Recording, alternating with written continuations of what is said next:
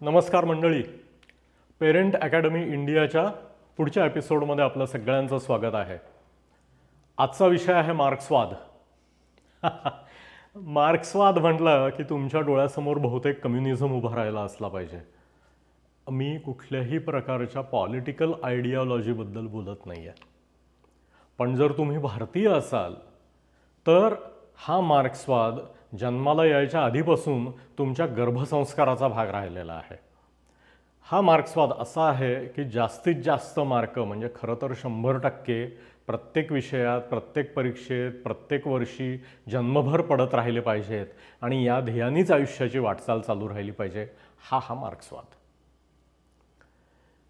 आता तुम्ही म्हणाल, आले डॉक्टर शुक्ल परत एकदा अक्कल शिकवायला. स्वतः मेडिकल कॉलेजला गेले, ढिगभर मार्क मिळवले असतील आणि आता आम्हाला म्हणतात की मुलांना अभ्यास करायला सांगू नका आणि मुलांना मार्क कमी पडले तरी चालतील. नाही, मी तुम्हाला असं काहीही सांगणार नाही आहे. विशिष्ट परीक्षांमध्ये उत्तमापेक्षा जास्त आणि शक्यतो सर्वोत्तम मार्क मिळवणे हे गरजेचंच आहे. आपण अशा देशामध्ये राहतो आहे की जिथे सर्व चांगल्या गोष्टींची टंचाई आहे, विशेषतः शिक्षणाच्या बाबतीमध्ये. ज्या वरच्या लेव्हलच्या उत्तम मोठ्या इन्स्टिट्यूट्स आहेत तिथली सीट्स कमी आहेत, ती जगभरच कमी असतात आणि त्याच्यासाठी मरणाची मारामारी करावी लागते. चांगले मार्क आणि त्याच्यामध्ये प्रवेश सगळ्यांना एंट्रन्स एक्झाम्सच्या थ्रू मिळतो, कुठल्या तरी मार्कांच्या थ्रू मिळतो आणि सर्वात उत्तम वरच्या 1%पेक्षाही कमी म्हणजे 0.1% असलेल्या लोकांनाच फक्त प्रवेश मिळतो. ही सत्य परिस्थिती आहे. त्याच्यामुळे विशिष्ट परीक्षांमध्ये पोत्यांनी मार्क मिळवावे लागतात याबद्दल तुमच्या आणि माझ्या मनात काही दुमत नाही. ह्याच्यात आपण 100% एका मताचे आहोत. आणि तरीही म्हणून आता मी तुम्हाला पुढचं सांगणार आहे. मी जेव्हा मुलांना भेटतो, विशेषतः महत्त्वाची वर्ष नावाची जी मुलं असतात, इयत्ता 7वी 8वी पासून पुढची, त्या मुलांशी जेव्हा मी भेटतो, त्यांच्या पालकांशी जेव्हा माझी गाठ पडते, तेव्हा माझ्या लक्षात येतं की मुलं बऱ्यापैकी कावलेली आहेत, वैतागलेली आहेत. त्यांना हे सगळं नकोसं झालेलं आहे आणि त्यांचा विरोध प्रकट करण्यासाठी त्यांच्याकडे आता जबरदस्त साधनं आहेत, ज्याने ते व्यवस्थित आईवडिलांची वाट लावत आहेत, अभ्यास न करून आणि मार्क न पाडून.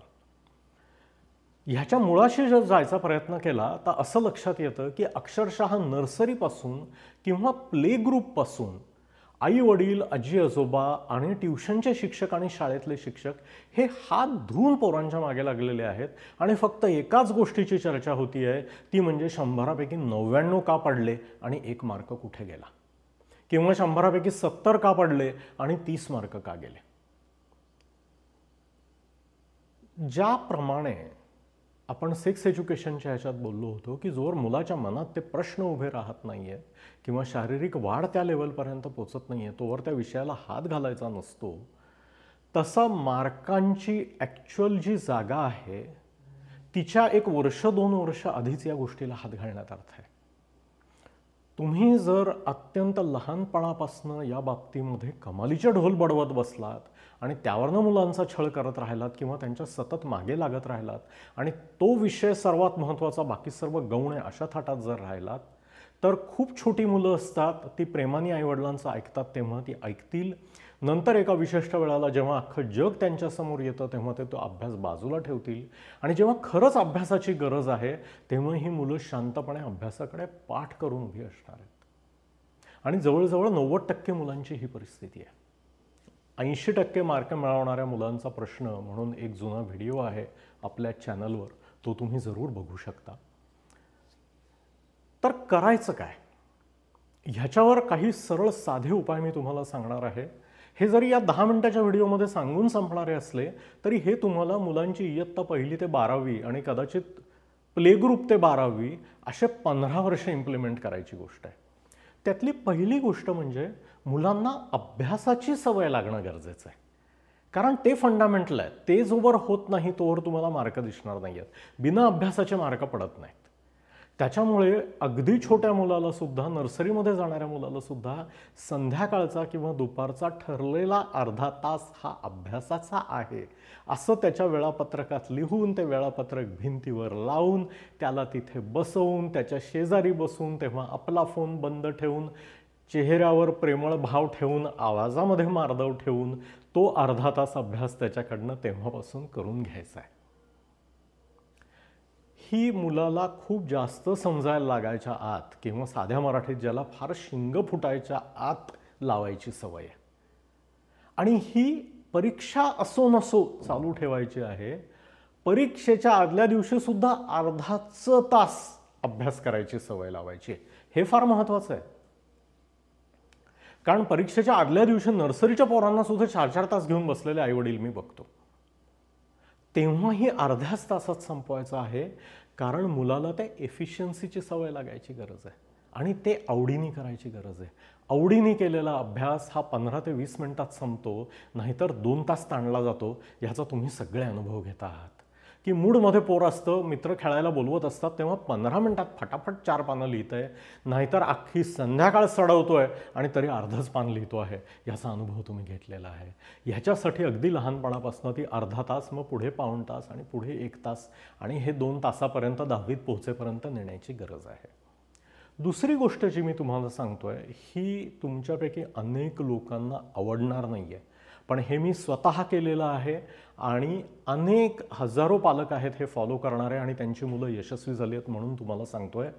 मुलांना ट्युशनला पाठवू नका. कारण 6-8 तासाची शाळा, त्या शाळेत जाण्या येण्याचा प्रवास, वर ट्युशनचे तास, 1.5 तास, 2 तास, या सगळ्यानंतर तुमच्या मुलांचं वर्क डे ऑलरेडी 10 तास 12 तासाचा झालेला असतो. त्यांना अभ्यास करायचा जीव शिल्लक राहत नाही. आणि ही गोष्ट ट्युशनमध्ये होणार आहे तर शाळेत कशाला करा, आणि शाळेत होणार आहे तर ट्युशनमध्ये कशाला करा, आणि दोन्हीकडे करावी लागते तर घरी कशाला करा. या थाटात मुलं अभ्यास करणं कमी करतात. त्यामुळे निदान 8वीपर्यंत, शक्यतो 10वीची परीक्षा संपेपर्यंत मुलांना ट्युशन लावू नका. तुम्ही सुशिक्षित आईवडील आहात. तुम्ही फक्त 12वी जरी शिकलेले असाल तरीही तुम्ही तुमच्या मुलांचा 7वीपर्यंत आणि डिग्रीपर्यंत शिकलेले असाल तर निदान 10वीपर्यंत अभ्यास 100% घेऊ शकता. कारण अभ्यास घ्यायचा म्हणजे मुलाला तिथे तितका वेळ बसायची सवय लावायची, त्याच्या शेजारी बसून त्याला अडणारे प्रश्न सांगायचे आणि त्यांनी एखाद्या विषयाची तयारी केली की ती तयारी झाली आहे का नाही हे तपासायचं. एवढंच करायचं असतं आणि हे आपण सगळेजण करू शकतो. पण हे शिस्तीने करायची गरज आहे. इयत्ता 8वीपर्यंत मार्क या विषयाकडे लक्षसुद्धा देऊ नका. तुम्ही जर अभ्यासाची सवय लावली, नियमित अभ्यासाची सवय लावली, गृहपाठ वेळेवर संपवायची सवय लावली तर मार्क नावाचं गणित मुलं स्वतःहून आपोआप शिकतात. आणि हे फार महत्त्वाचं आहे. कशाला मार्क पडतात आणि कुठे मार्क जातात, परीक्षा कशा प्रकारे घेतली जाते आणि परीक्षेची तयारी कशा प्रकारे करायची असते, हे जेव्हा मूल स्वतःहून शिकतं तेव्हा ते फार उत्तमरित्या परीक्षार्थी होतं. परीक्षार्थी हा फार निगेटिव्ह शब्द आहे, पण आपल्याला पॉझिटिव्ह परीक्षार्थी हवे आहेत की ज्या परीक्षा आनंदाने, हिमतीने, कॉन्फिडन्सनी देता आहेत आणि यशस्वी होता आहेत. तर यशस्वी परीक्षार्थी होण्यासाठी मुलांनी तो गोंधळ स्वतः सोडवणं गरजेचं आहे. तो जर तुम्ही त्याच्यासाठी सोडवत राहिलात आणि त्याच्यात खूप इंटरेस्ट घेत राहिलात तर मुलांचा त्याच्यातला इंटरेस्ट कमी होतो. आई वडील ज्या ज्या गोष्टीला हात लावतात तो थोडा रिव्हर्स मिडास टच असल्यासारखं असतं की तुम्ही हात लावलं की त्याची माती होते, तुम्ही त्याच्यात इंटरेस्ट घातला की त्याची माती होते. मुलांसाठी त्या नकोशा गोष्टी होतात आणि हे जवळजवळ 85% मुलांना लागू पडतं. त्याच्यामुळे इयत्ता 8वीपर्यंत आपलं पोरगं कन्सिस्टंटली अभ्यास करता आहे, रोज शाळेत जाता आहे, घरचा अभ्यास संपवता आहे, सर्व परीक्षा आनंदाने न घाबरता देता आहे आणि त्या सर्व परीक्षांमध्ये 50-60% पलीकडे मार्क मिळवता आहे. हे पुरेसं आहे. तुम्ही जर मुलांना थोडक्या वेळात अभ्यास करायचा आणि तेवढाच करायचा, उलट तू 9वीत आहेस त्यामुळे तू 2 तासाच्या वर अभ्यास करायचा नाही, तुझा लिमिट 2 तासाचा आहे, हा जर नियम घातला तर त्या अभ्यासाची एफिशियन्सी वाढते.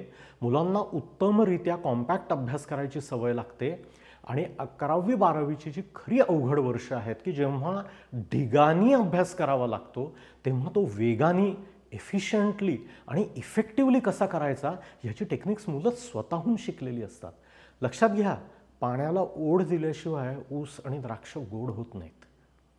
ही जर वेळेची ओढ दिली आधीच्या वर्षांमध्ये तरच त्या अभ्यासाची एफिशियन्सी वाढते. आणि हे अत्यंत मनापासून कन्सिस्टंटली काळजावर दगड ठेवून आणि जीव मुठीत धरून करावं लागतं की माझ्या पोराची उद्या परीक्षा आहे, पण 4 ते 6 अभ्यासाची वेळ होती, 6 वाजलेत, मी माझ्या हाताने ही पुस्तकं आवरणार आहे आणि 2 धडे राहिलेले असूनही मुलाला सांगणार आहे जा खेळ. ही जर हिंमत तुम्ही इयत्ता 10वी पर्यंत न चुकता दाखवू शकलात तर तुमच्या मुलांना परीक्षांमध्ये आणि आयुष्यामध्ये यशस्वी होण्यापासून कोणी थांबवू शकणार नाही, याची मी तुम्हाला खात्री देतो.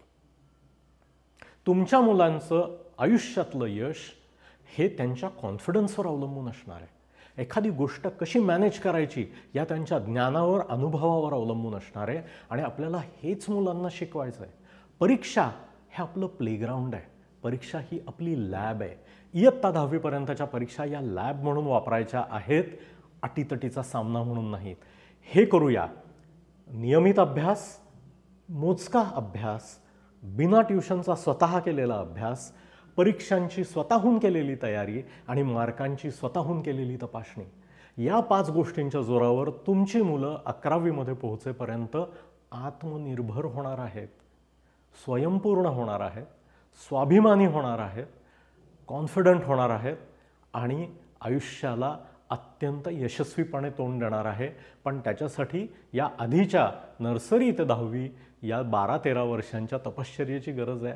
ती तपश्चर्या तुम्ही करायची आहे.